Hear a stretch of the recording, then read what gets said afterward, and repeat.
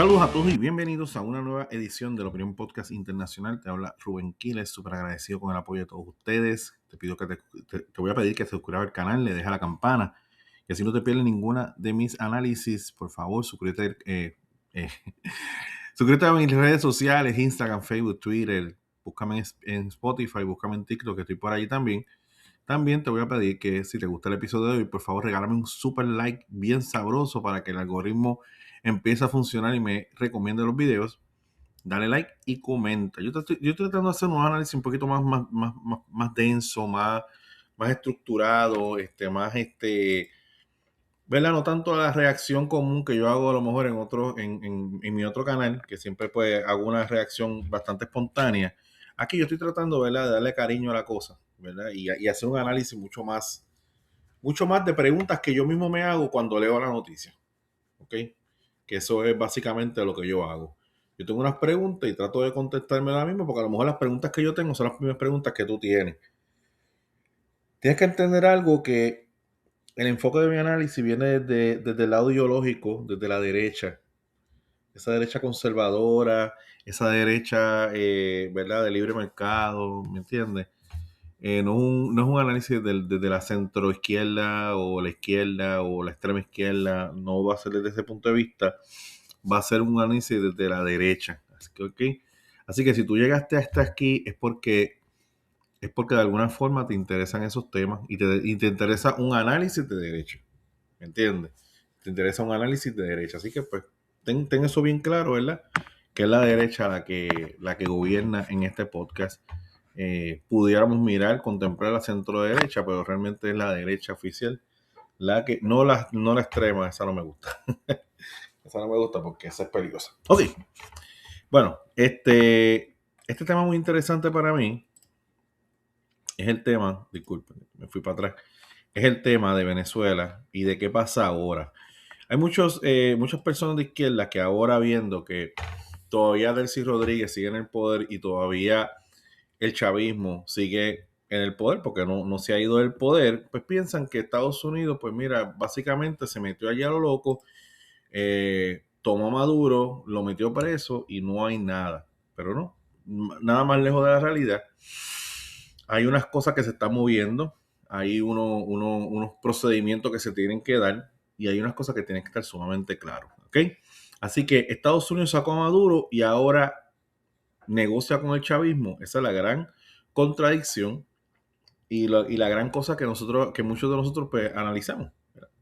Y mucha gente observa. O sea, yo veo personas de la izquierda que están diciendo tanta cosa, que sacaron a Maduro y toda la cosa. ¿Para qué? Para negociar con Delcy. No han podido sacar el chavismo.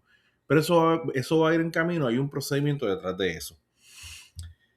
Hay noticias que cuando uno las mira por encima parecen contradictorias. Y esta es una de ellas. Estados Unidos captura a Maduro, el chavismo quedó profundamente debilitado, Delcy Rodríguez asumió un gobierno interino y ahora resulta que representantes del chavismo y de la oposición están sentados en una mesa negociando una transición política. Entonces la pregunta es, ¿qué está haciendo realmente Estados Unidos en Venezuela? ¿Está desmontando el chavismo o está intentando transformarlo desde adentro? Porque esta historia es mucho más complicada de lo que parece. Maduro ya no está, pero el chavismo sí. Comencemos por lo básico. La captura de Maduro no significó que el chavismo desapareciera de Venezuela. Nada más lejos de la realidad. Al contrario, gran parte de las estructuras políticas, administrativas y de seguridad que sostuvieron el régimen durante años continuaron funcionando. Ya está. Y ahí entra Delcy Rodríguez. Después de la salida de Maduro, Rodríguez asumió el gobierno interino y comenzó una relación mucho más pragmática, realpolitik, con Washington DC. Esto es importantísimo porque Estados Unidos tenía dos opciones. Podía intentar desmontar completamente el aparato chavista o podría utilizar las estructuras que todavía existían para intentar conducir a Venezuela a una transición pacífica. Y parece que Washington escogió por la segunda alternativa. No voy a desmontar el chavismo por mis pantalones, sino que voy a promover una medida pacífica para desmontar el chavismo. Ahora, el chavismo y la oposición están negociando. Esta semana ocurrió algo que hace apenas unos meses hubiera parecido impensable, prácticamente imposible. Representantes del oficialismo y representantes de la oposición se sentaron formalmente a negociar en Caracas. Y no están hablando simplemente de quién ocupa un ministerio. Están hablando de cosas mucho más profundas. Reforma del Tribunal Supremo, reforma del sistema electoral, derechos electorales, liberación de presos políticos, reorganización de los poderes públicos y eventualmente elecciones presidenciales. Así que todo ese corillo tuyo para de izquierda que te dijo, ay, tanta cosa que Estados Unidos sacó, a ver, esto, lo otro, para aquí, para allá, y todas las cosas que inventaron, pues dile que realmente esto es un proceso. Que lo más importante, que era sacar a Maduro, ya se hizo. Ahora entra un proceso donde Estados Unidos trata de no imponer su fuerza, sino que trata de sentar a los principales actores del país de Venezuela en la mesa a conversar. Necesitamos aprender a conversar, seguramente.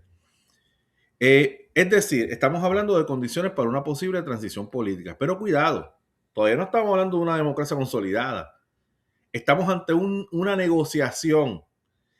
Y una negociación puede terminar en una transición democrática o puede terminar siendo simplemente una estrategia para ganar tiempo. Aquí aparece María Corina Machado y esta parte no podemos ignorarla. María Corina Machado no está participando directamente en la mesa. Y esto plantea una pregunta legítima. ¿Puede haber una verdadera transición democrática venezolana sin que estén representados todos los sectores importantes de la oposición? Porque una cosa es negociar con un sector de la oposición y otra muy diferente es conseguir acuerdos que sean aceptados por la mayoría de los venezolanos que durante años han enfrentado el chavismo.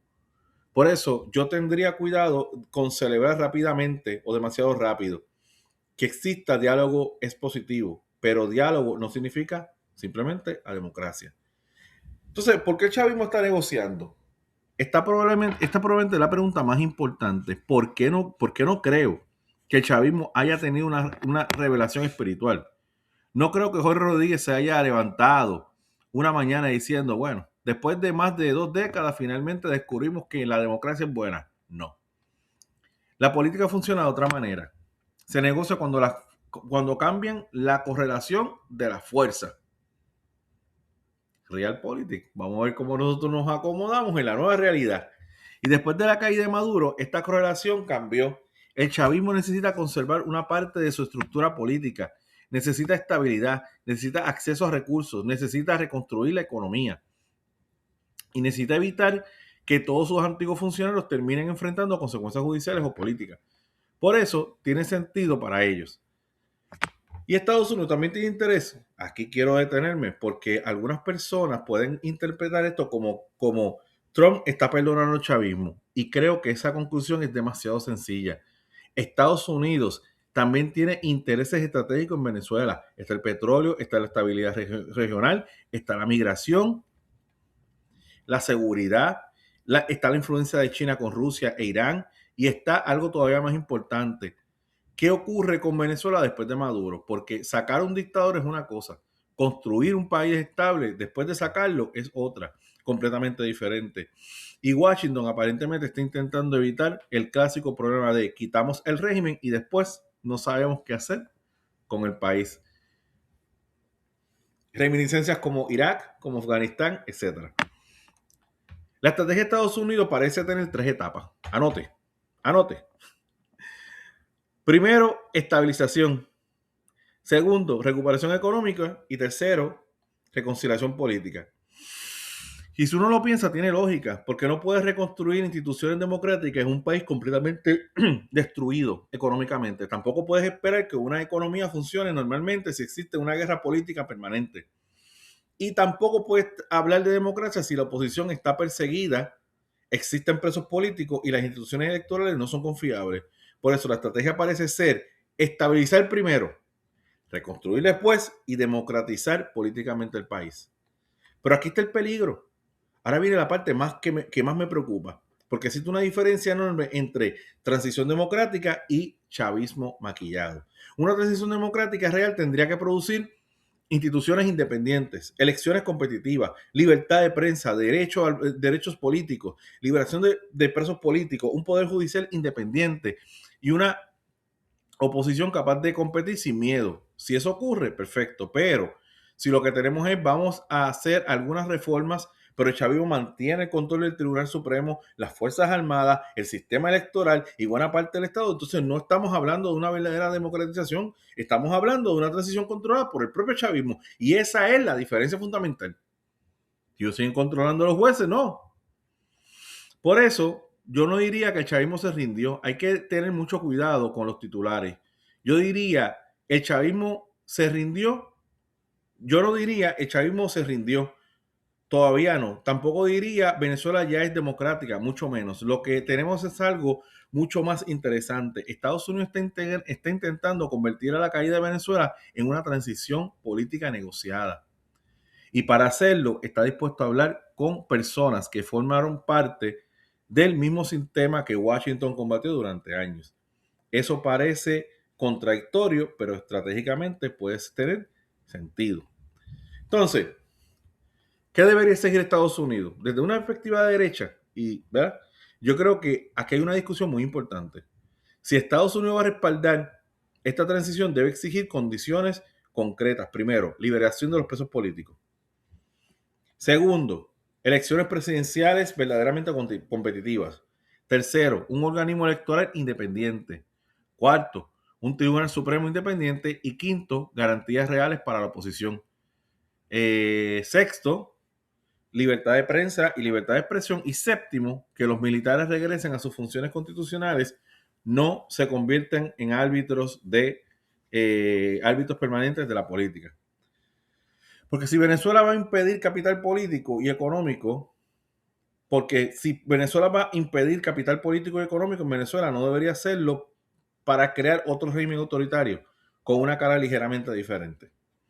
Entonces, aquí está la gran pregunta para Trump. Yo creo que esta es la gran pregunta que debemos hacerle, que realmente debemos hacernos. ¿Quiere Donald Trump para Venezuela? ¿Qué quiere Donald Trump para Venezuela?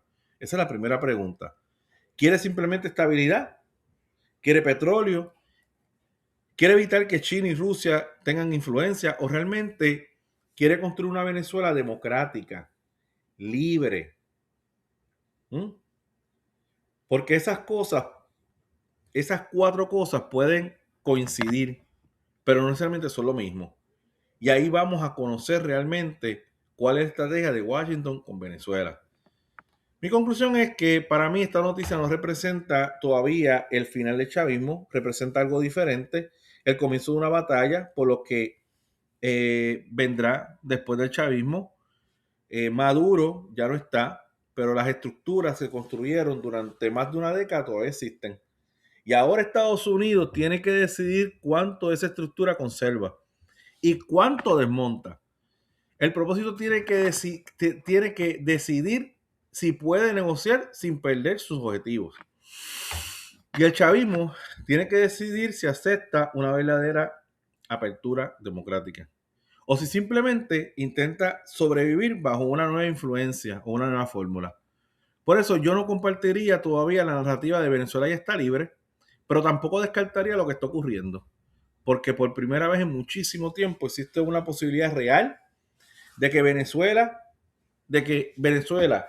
entre en una transición política. Pero la gran pregunta es, ¿será una transición hacia la democracia liberal o será simplemente un chavismo reciclado? Y esa probablemente va a decidir precisamente estas negociaciones, porque Estados Unidos ya logró sacar a Maduro. Ahora viene la parte más difícil, mucho más difícil, decidir qué tipo de Venezuela queda después de Maduro. Déjame tu opinión en los comentarios y nos veremos luego. Bye.